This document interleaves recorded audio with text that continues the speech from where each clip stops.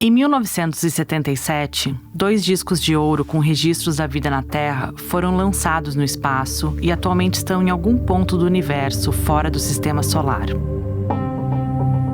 Astrônomos da NASA incluíram esses discos a bordo da sonda Voyager com o objetivo de retratar a diversidade da vida e da cultura do nosso planeta, na esperança de serem encontrados por seres inteligentes num futuro distante. São cápsulas do tempo. Entre imagens e músicas, os discos dourados incluem vários sons do planeta.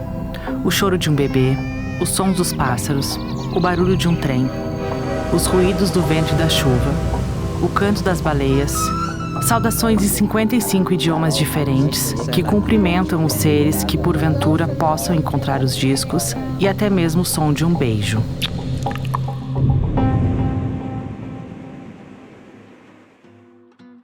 Mas o que importa aqui pra gente, mais do que se algum dia essas cápsulas do tempo serão encontradas por seres de outro planeta, o que nunca saberemos, é que a mensagem interestelar acabou se tornando uma amostra do que se entendia como cultura nos anos 70. Isso, claro, sob a ótica dos astrônomos da NASA, que fizeram a seleção.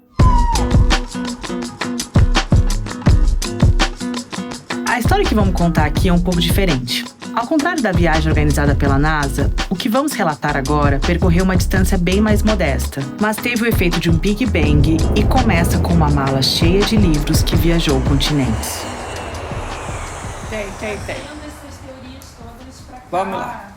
Me conta. Cheguei nos Estados Unidos para fazer o meu pós-doutorado, cheia de amor para dar, né? Eu cheguei numa hora bastante especial, que foi uma hora de criação dessa disciplina, teorias feministas e teorias de gênero. Essa é a Heloísa Teixeira.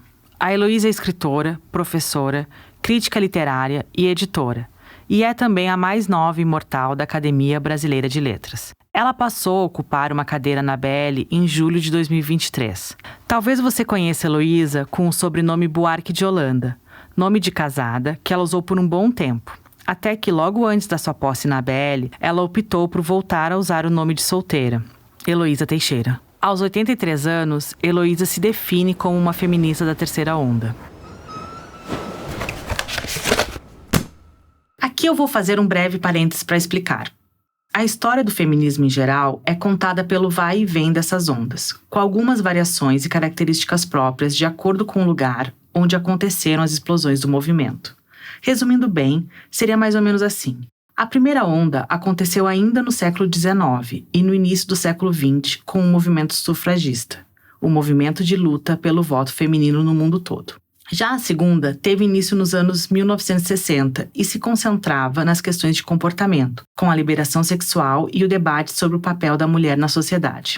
Na década de 80, mais vozes se somaram ao movimento, e foi aí que esse conceito de interseccionalidade foi incorporado com força total nas discussões. Essa é a terceira onda, que veio com tudo para mostrar que não existe um feminismo, e sim vários feminismos.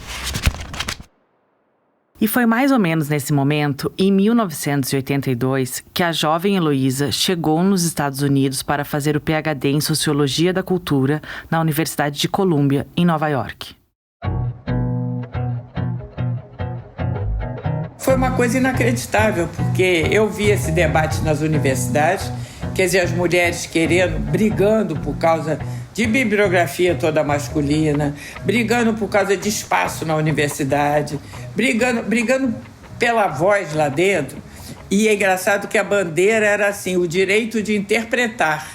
E eu fiquei muito entusiasmada, larguei a sociologia para lá e me amarrei, corri atrás dessas mulheres.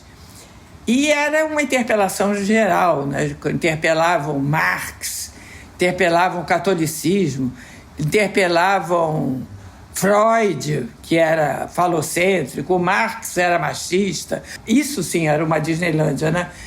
E foi fascinante, né? Eu caí e não saí mais dessa viagem. Eu nunca mais larguei. A biologia entrava, as ciências exatas fizeram isso, que era uma coisa muito fascinante. A teologia era das mais animadas, porque a teologia interpelava Deus, o sexo de Deus, porque ninguém disse que o Deus era homem, em lugar nenhum. Então era uma viagem lisérgica, né? Porque se viver nesse meio foi um privilégio da minha vida.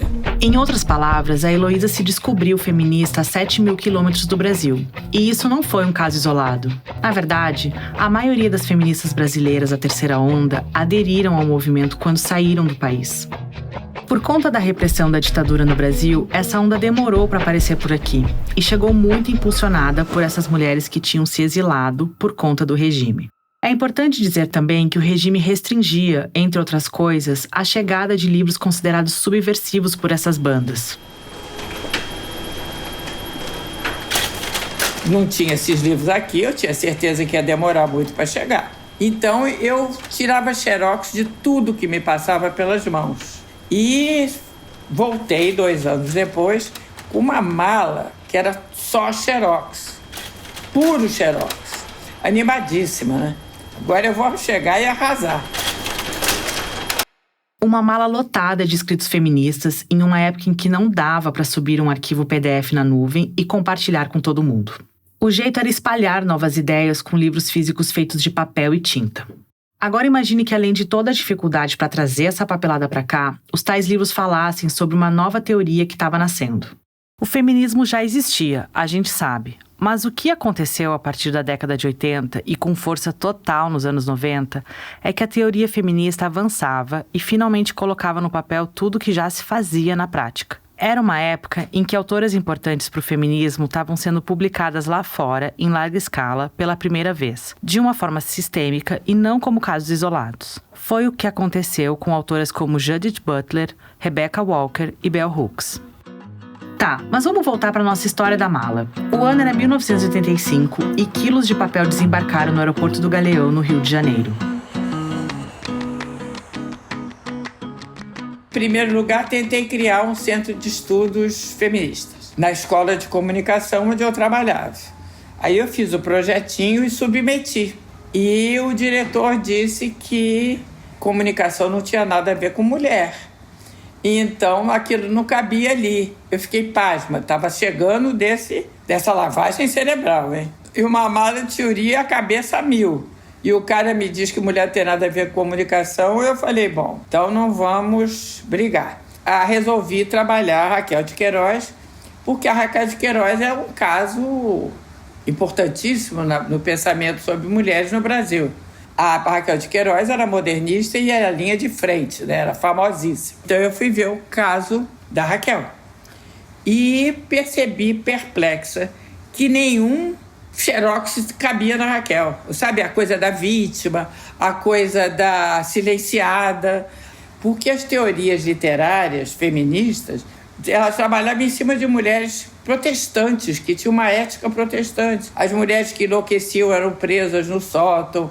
E eu olhava para a Raquel mandava em todos os homens. Ela realmente era uma liderança coronelesca. Eu falei, pô, mas o que eu faço com a Raquel?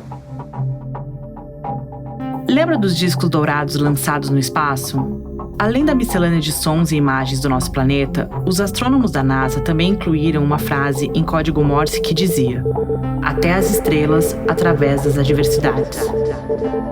Longe de mim subestimar a inteligência alienígena, mas alguém acredita que ETs leriam uma mensagem em código Morse? No caso das malas de livros, fica a pergunta: o que acontece quando importamos uma teoria de fora? O que fica e o que escapa quando consideramos a nossa paisagem? Que a gente tem uma outra configuração de poder no Brasil. Então você tem que pegar a mulher por outros prismas, criar uma teoria que só agora começa a aparecer com os estudos decoloniais, né?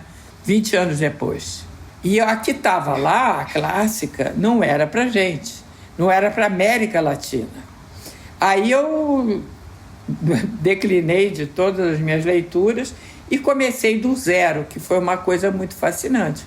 Então foi muito bom, porque eu consegui reformatar todo um campo de análise que eu passei a fazer, que era o feminismo no Brasil. Inclusive a coisa do pudor, do corpo todo coberto. A gente ia na praia, as mulheres estavam peladas de biquíni.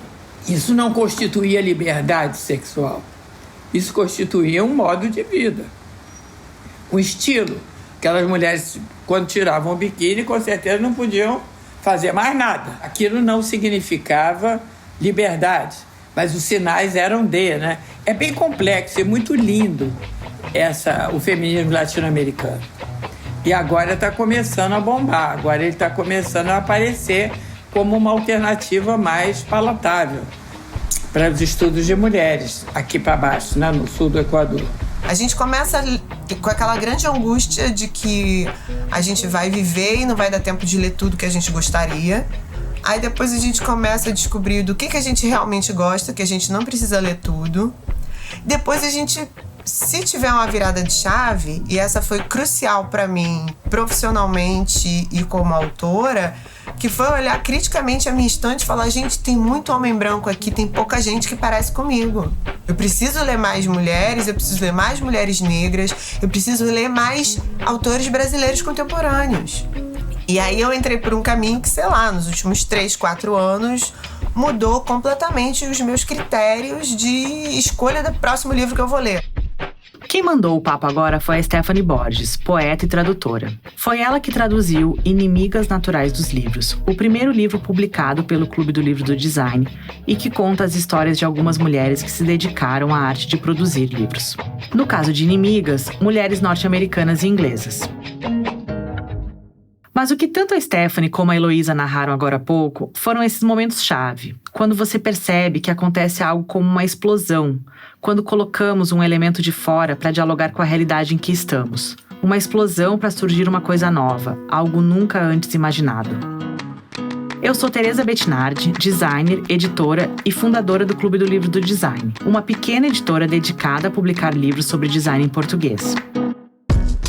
Todo mês você vai ouvir por aqui histórias que têm um livro de design como ponto de partida.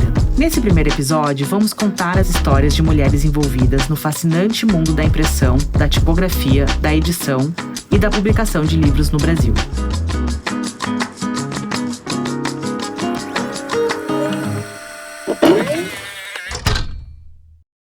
Eu sou designer gráfica há quase 17 anos e em pelo menos 15 deles trabalho com livros. Quando eu ainda estava no ensino médio, na época do vestibular, design era uma palavra alienígena para mim. Eu iniciei meus estudos no curso de jornalismo e naquele primeiro ano a minha cabeça fervia com tanta filosofia, economia, sociologia, teoria da comunicação, história da imprensa no Brasil. Mas eu sentia que ainda faltava alguma coisa. E foi então que eu decidi cruzar o campus da Universidade Federal de Santa Maria, lá no interior do Rio Grande do Sul, e estudar design. Eu não era uma virtuosa no desenho, como alguns meus colegas, e talvez por isso, a biblioteca do curso de design foi a minha estratégia de sobrevivência naquele lugar. A maioria daqueles livros eram escritos em inglês ou espanhol, e também eram cheios de ilustrações e legendas meramente descritivas. Depois me disseram, em tom de piada, que designers não gostam de ler, e por isso preferem os livros de figurinhas. Ok, mas que imagem eram aquelas? Projetos detalhados exaustivamente do primeiro esboço no guardanapo até a arte final. A maioria deles feitos por homens com sobrenomes impronunciáveis, projetos criados para empresas importantes, a maioria multinacionais. Carreiras inteiras foram construídas em torno desse fetiche. Eu achei aquilo tudo muito estranho. Acabou que, no fim, eu abandonei mesmo a faculdade de jornalismo para me dedicar totalmente ao design. Depois de um tempo eu entendi que o design é o tema da minha grande reportagem. Em geral, as tentativas de reescrever a história do design, num esforço de criar espaço para as mulheres, são feitas sob a forma de busca e apresentação de histórias de sucesso individual. Novos nomes são adicionados ao cânone. Sem minimizar a importância dessa estratégia, achamos que tende a ofuscar trabalhadoras anônimas e coletivos, assim como histórias menos glamourosas, como as dos sindicatos, por exemplo. Essa passagem está na introdução do livro Inimigas Naturais dos Livros, que foi organizado pelo coletivo feminista sueco MMS. MMS é a sigla para as iniciais de Marion Fanny, Matilda Flodmark e Sarah Kaman. O livro é um compilado de ensaios, poemas, entrevistas que contam as histórias de mulheres na edição e na tipografia. Nas primeiras páginas, elas explicam o porquê publicar este livro. Queríamos encontrar uma identidade profissional construída na coletividade, na comunidade e em uma compreensão das condições materiais, em vez de uma baseada na individualidade e em histórias de sucesso. O que as designers do coletivo MMS estão dizendo é que não adianta ir atrás de heroínas esquecidas da história do design. Histórias de sucesso individuais não vão preencher as lacunas da história. O que a gente precisa é alterar os nossos critérios. A verdade é que as mulheres sempre estiveram envolvidas com impressão, mas seus nomes são pouco conhecidos. Mas é importante afirmar em alto e bom som. Elas estavam lá. Essa é a importância de Inimigas, contar uma outra história dos livros.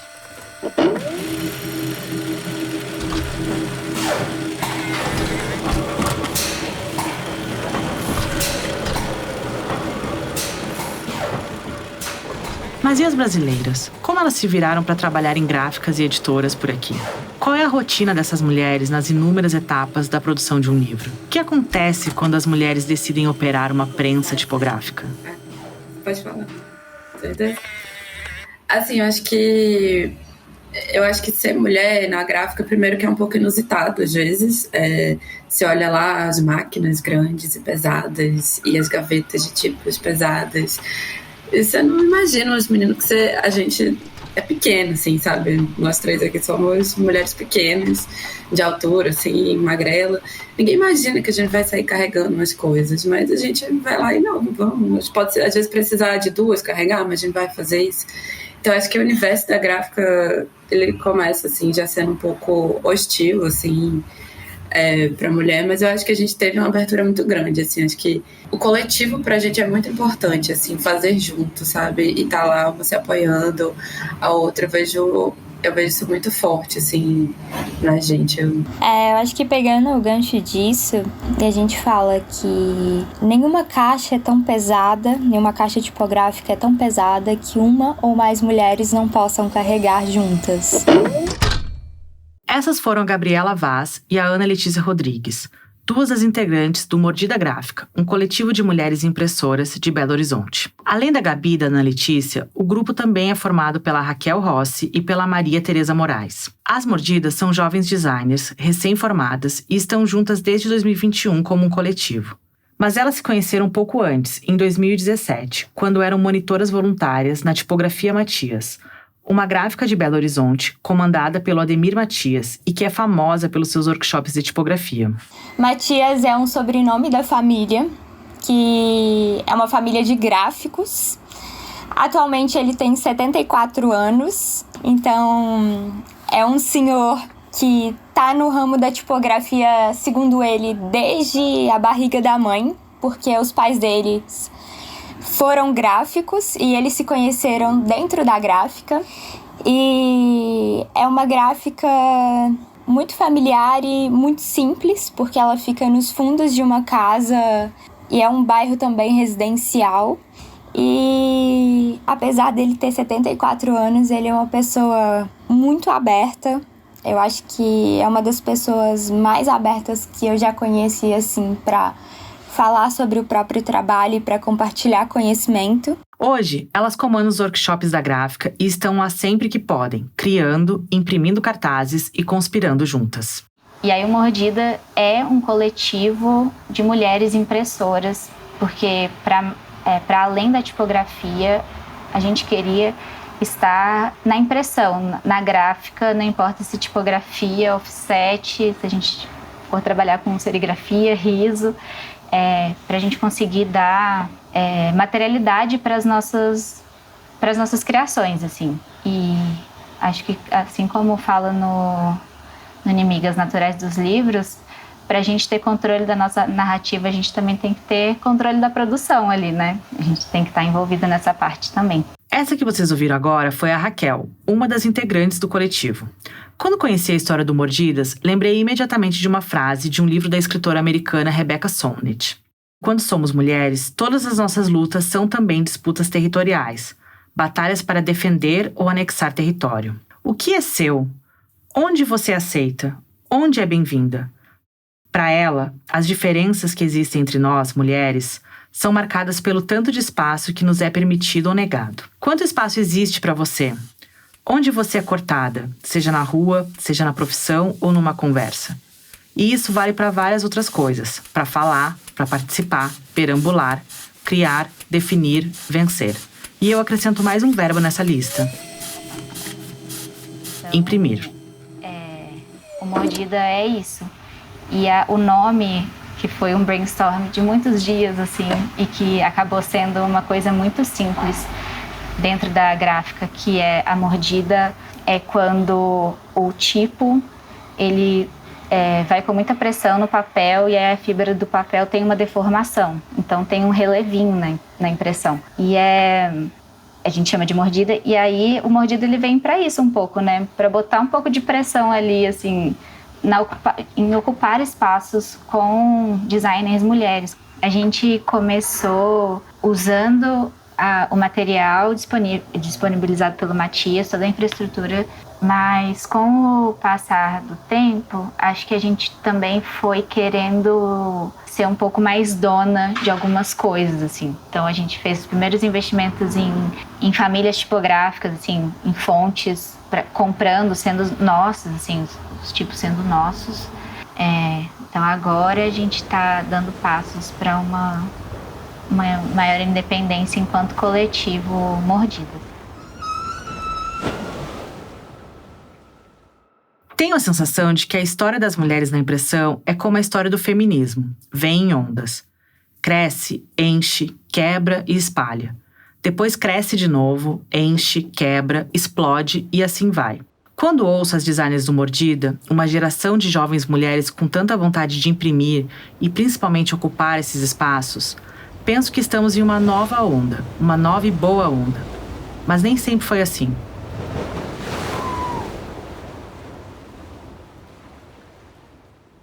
O Inimigas é um livro com um formato que lembra uma colagem. Mistura testemunhos, imagens e histórias pessoais. Traz exemplos do que chamamos de história conturbada. Histórias que parecem recomeçar várias vezes, bem diferente daquelas que são organizadas e contadas de forma linear. Tudo em Inimigas Naturais dos livros parece estar sempre incompleto. As histórias não possuem heróis nem heroínas. O caso que vamos contar agora envolveu uma vampira, um frasco de desinfetante e uma prensa tipográfica. Escuta só.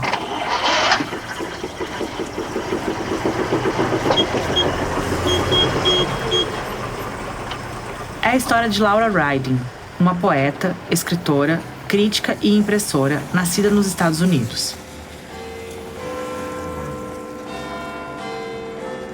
Em 1927, em Londres, ela fundou com o poeta inglês Robert Graves a Sizing Press. E aqui tem um momento fofoca. Um pouco antes de fundar a editora, Laura formou um trisal com Robert e sua esposa, a pintora feminista inglesa Nancy Nicholson. Os três viviam em Londres. A Laura e Robert dividiam uma prensa Albion e uma caixa de tipos Caslon. Esse modelo de prensa era um dos mais populares do Reino Unido e pesava pouco mais de 900 quilos. A dupla surfava na onda de editores independentes que surgiram na Europa durante a década de 20 e decidiram criar o próprio selo, publicando livros que julgavam necessários. O selo se chamava sizing, um termo arcaico que significa ter posse de algo a partir do uso e à medida que o tempo passa. Era a tomada dos meios de produção a partir da prática. Isso significava definir concepções de como o design dos livros deveria ser. Uma ideia não precisava se contorcer para se ajustar aos padrões e regras tipográficas, sempre tão rígidas. Publicar era sinônimo de liberdade. Alguns anos mais tarde, Laura conheceu Gertrude Stein, a famosa escritora americana, e se apaixonou por ela. Um pouco depois, Laura chegou a publicar na sua editora um livro da sua crush, mas depois de muitas cartas e corações partidos, o clima de paquera esfriou. Num ato de desespero, Laura tomou o desinfetante na frente de Robert e Nancy. E, em seguida, se jogou da janela do quarto andar. Robert, o bendito fruto entre as mulheres, pulou atrás dela. Os dois sobreviveram, mas Laura foi apelidada de vampira pela polícia inglesa. Bom, depois disso ela decidiu começar uma vida nova em Maiorca, uma ilha na Espanha. A bagagem era pesada. Laura viajou com uns 900 quilos da sua prensa manual e alguns insumos para seguir imprimindo. Robert abandonou Nancy e seguiu com Laura. 3 era demais. Já na Espanha, o casal trabalhou na produção de muitos livros que ainda eram comercializados na Inglaterra. Eles levaram essa vida por quase uma década, até que em 2 de agosto de 1936, Laura e Robert tiveram que deixar a Espanha por causa da Guerra Civil. Foi quando a velha prensa manual foi deixada para trás. O último livro impresso pela Albion foi escrito pela própria Laura e se chamava Um Final Troiano. Olha, eu acho que uma coisa que me impressionou muito quando eu finalmente comecei a trabalhar em editoras foi porque eu descobri que, na verdade, assim, o mercado editorial, de modo geral, ele é muito feminino São as mulheres que fazem os livros, porém elas não necessariamente são as donas das editoras. Porque geralmente a gente lembra que o grande editor é o dono da editora, né? Então a gente pensa José Olímpio, Jorge Zahar, Luiz Schwartz, né? A gente pensa nesses homens. E eu acho que a questão, na verdade, é a gente ampliar nossa perspectiva de história e lembrar que mulheres como a Eloian, a Marta Garcia e a Maria Emília Bender participaram anos do que a gente entende como a formação do catálogo da Companhia das Letras, durante anos. Ou a gente parar para pensar que, sei lá, a Florência Ferrari trabalhou anos na Cosac Naif e provavelmente só abriu a editora dela porque a Cosac fechou. Então, para ela continuar o trabalho dela de editora, ela abriu a casa editorial dela. Mais uma vez aqui, Stephanie, tradutora do Inimigas. O que ela está falando se relaciona com o direito das mulheres a aprender a ler e escrever no Brasil. Claro que existiram exceções, mas a educação das mulheres só se tornou um direito escrito na Constituição em 1824. Foi então que o ensino primário se tornou gratuito à população branca do país. Isso porque a lei excluía populações negras e indígenas. Enquanto isso, nas oficinas tipográficas, o jeito de uma mulher conseguir comandar uma gráfica era só depois da morte do marido. No jargão tipográfico, viúva é o termo como chamamos uma linha curta ou uma única palavra perdida no final de um parágrafo. É uma situação que todo tipógrafo quer evitar. No mundo dos negócios, desde séculos atrás, era comum as viúvas assumirem empreendimentos familiares. Isso não rolava apenas no Brasil. É o caso, por exemplo, da Margherita Daglio, tipógrafa, editora e empresária italiana, esposa do também tipógrafo Giambattista Bodoni. Esse sim sempre lembrado e considerado o mais importante tipógrafo do século XVIII.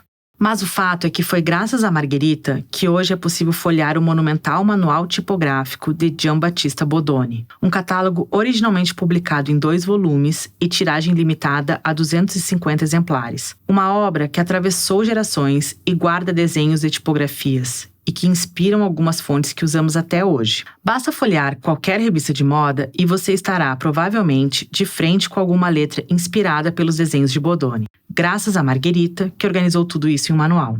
Mas e abaixo da linha do Equador? Que histórias de mulheres na gráfica nós podemos contar? Várias. Na Bahia, temos a história da Maria Rosa da Conceição Serva. Escuta só. No final do século XVIII, o português Manuel Antônio da Silva Serva migrou para o Brasil e atuava como comerciante em Salvador. A ele também se atribui a criação de um ícone da Bahia e do Brasil. Ela mesma, a Fitinha do Bonfim.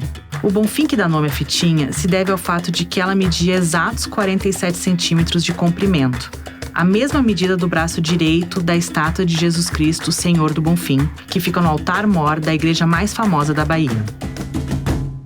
Tá, mas vamos voltar ao que interessa.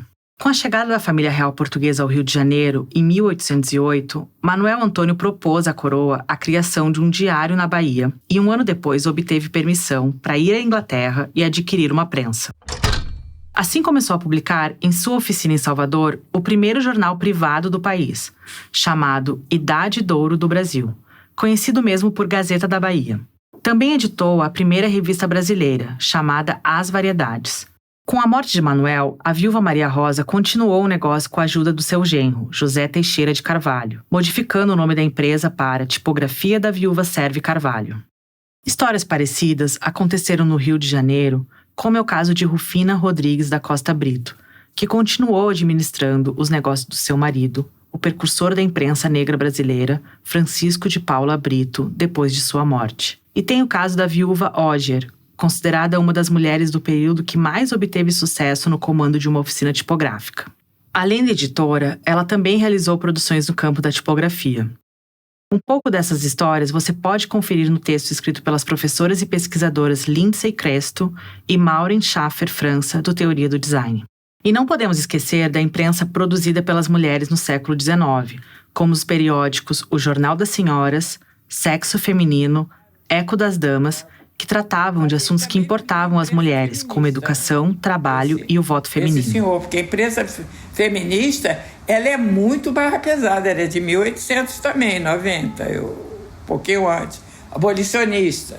As mulheres eram abolicionistas e as mulheres faziam alguns poeminhas cor-de-rosa e alguns contos com sonhos. Eu adoro essa imprensa. Esses sonhos eram assim, ela estava cansada e dormiu. Aí ela teve um sonho muito esquisito, ela não sabe por quê. Ela furou o olho de um bebê, ela estrangulou o filho, ela jogou o filho pela janela. As coisas que fazem com a família nos sonhos. Porque são mulheres excelentes, dona de casa, republicanas e tal coisa. Mas nos sonhos, se você for ler a imprensa feminista do século XIX, você vai ver os sonhos que elas tinham. Isso aí é uma antevisão do que vai acontecer.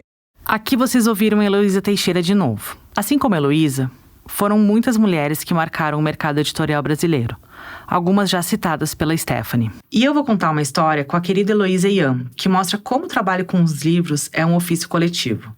Além de editora, a Elo foi uma das maiores tradutoras do Brasil. Traduziu escritores clássicos como Borges, Dickens, Orwell e Hans Christian Andersen. Heloísa morreu em 2022, mas tive o privilégio de trabalhar com ela na Cosac Naif, que foi uma editora conhecida pelos projetos inovadores, até que fechou as portas em 2015.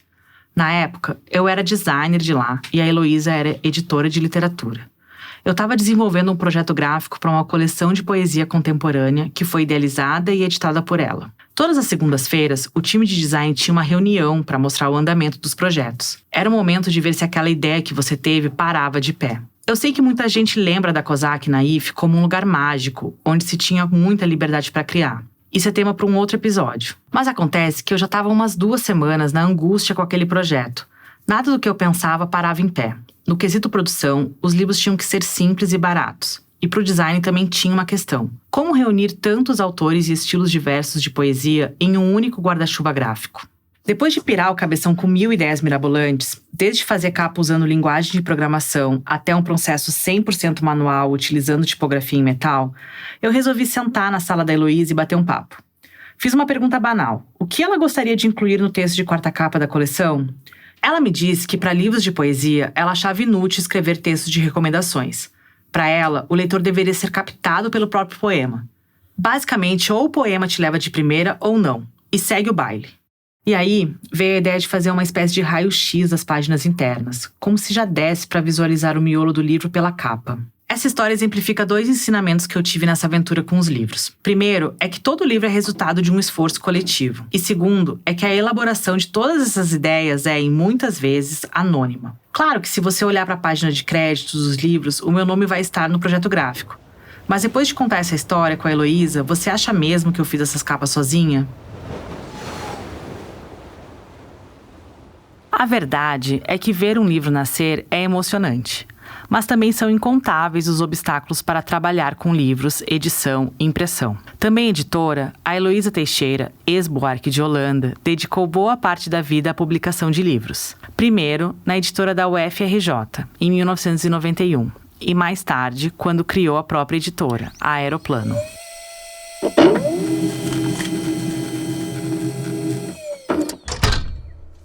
Bom, eu era vice-coordenadora do Fórum de Ciência e Cultura, que é na UFRJ, que abrange a editora, o Museu Nacional e tem várias outras ramificações dentro da UFRJ. Mas eu fiquei com uma coisa assim, era um desejo, era um impulso, sei lá, uma curiosidade enorme de ver o que seria ter uma editora, o que seria comandar, inventar, criar uma editora. Quando eu cheguei lá na editora, era uma editora muito esquisita, porque tinha um acervo enorme, todo de A4. Elas publicavam teses em A4 e com formatos de tese. Então, obviamente, ninguém comprava. E, obviamente, tinha um quarto, uma sala enorme, com aqueles papéis com ácaros e empilhados. E não tinha não era um livro aquilo.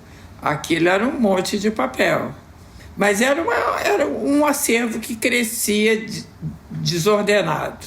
Aí eu falei, meu Deus, o que eu faço com isso? A solução encontrada pela Heloísa e seu chefe foi começar um novo projeto de editora para a universidade. Foi um período em que a editora da UFRJ se modernizou e coleções completas de clássicos da educação como Anísio Teixeira e Fernando Ferreira Azevedo foram editados lá. além de livros de uma nova área que estava aparecendo na época, que eram os estudos culturais. O perfil que eu queria para a editora era o seguinte: publicar nomes brasileiros fundamentais, mas aí publicar inteiro, com cuidado, com edição crítica, com tudo que merecem, e o que está na ponta. Só esses dois, eram essas duas pontas, né? Então, o clássico foram esses. Eu comecei por educação, mas depois passei para outros também. E foi muito bom, até o dia que eu fiz uma publicação que bombou muito, que foi a correspondência da Lígia Clark com Hélio Oiticica. Então, é um livro que todo povo que curte arte sabe que é um livro improvável. É um livro que as famílias não permitem, são famílias encrencadas com direitos autorais. Não cederiam aquele material.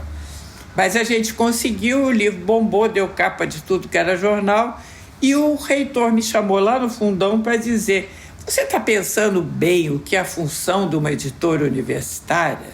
Esse livro é um livro comercial, você está trabalhando para o Globo, para sair na primeira página do suplemento do Globo. E isso não é uma função de universidade. Aí eu fiquei, mas tenta fazer os professores, as teses, abre editais para os professores e alunos. Eu falei, isso, Jô. Então, esqueci e fiz Aeroplano. Na sequência, eu disse, não quero mais não. Tinha 10 anos já de editora. Assim foi fundada Aeroplano, editora criada em 1998 e que publicou, entre tantos livros, uma segunda edição de 26 Poetas Hoje, o livro de estreia da editora. O 26 Poetas Hoje é uma antologia de poesia marginal organizada pela própria Heloísa, publicada originalmente em 1976. Nessa época, o livro estava esgotado e, quando lançou a editora, a Heloísa resolveu fazer uma segunda edição da antologia e produzir uma nova, com os poetas da geração de 90, chamada Esses Poetas. E nasceu uma editora muito simpática, muito alegre, foi uma festança, porque eu gosto muito, não é que eu gosto muito, mas não é isso, eu acredito muito em festa. Eu tenho certeza que festa leva a uma coisa boa. Então foi uma festança no Museu de Arte Moderna, que ficou até de madrugada. Enfim, foi muito bom. O lançamento foi alto astral e o tempo todo que eu tive lá foi muito astral. E Aeroplano perseguiu o mesmo perfil de tendências novas de pensamento e poesia e arte. Aí a gente caiu na real. Aí eu tive um susto tremendo, porque chegou uma conta de aluguel que eu não sabia que existia, chegou uma conta de luz que eu não sabia que existia, chegou uma conta de limpeza que eu não sabia que existia, chegou uma conta da gráfica que eu não sabia que existia, porque a gente não pagava nada, era uma empresa pública, né? Então estava muito fácil fazer graça, né? Mas quando eu cheguei e tomei, eu te confesso que eu só realizei essa tragédia no dia que me veio a primeira conta, porque até lá eu estava achando tudo fácil.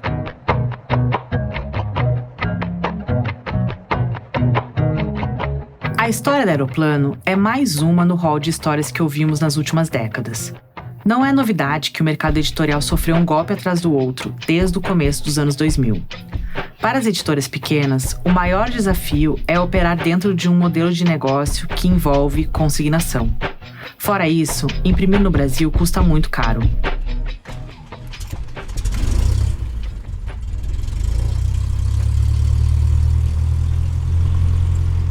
Eu tirei a ideia do nome da editora. Ele veio de uma poesia do Luiz Aranha, que é um modernista sufocado, que ninguém conhece pouquíssimo, né? E era um poema lindo, em que ele estava espantado com a novidade do avião.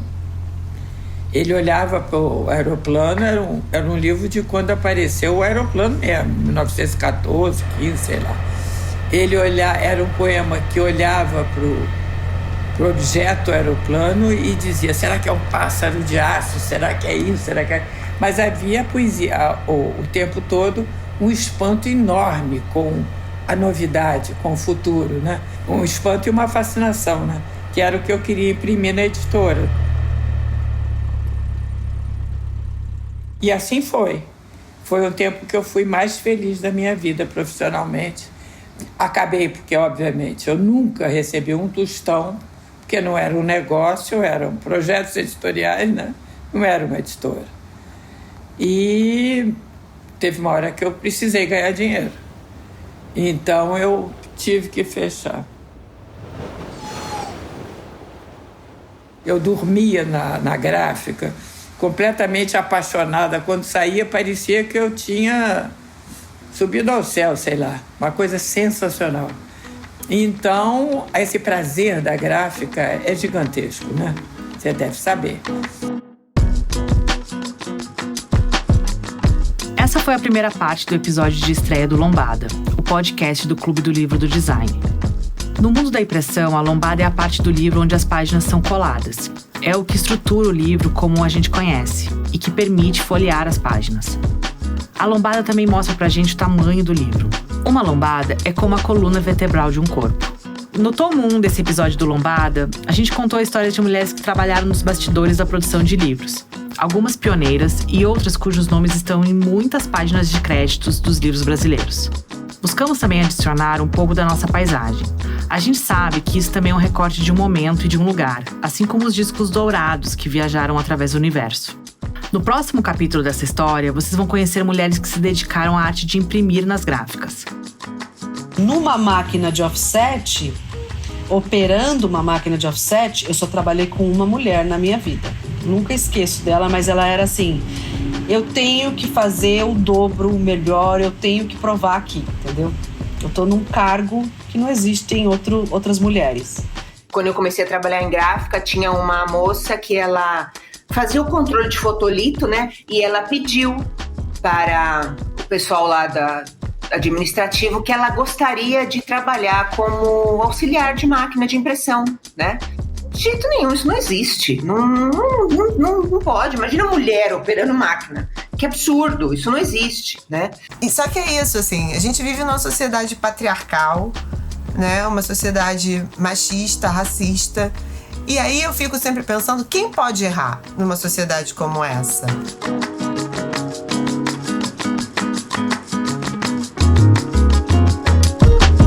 Lombada é uma produção original do Clube do Livro do Design e está disponível nas principais plataformas de áudio. Você pode adquirir o livro Inimigas Naturais dos Livros no nosso site e nas livrarias parceiras. Você confere os links na descrição desse episódio. Eu sou Tereza Bettinardi, idealizadora e apresentadora desse podcast. A Duda Kunert assina o roteiro junto comigo e também fez a produção e a montagem desse episódio. A direção da locução é da Mica Lins. O desenho de som e finalização é do Hugo Rocha. Lucas Ascensão fez a identidade visual e o design das peças. Esse episódio foi captado no Estúdio Brocal por Gustavo Ruiz. Agradecimentos especiais a Flora de Carvalho. Até a próxima!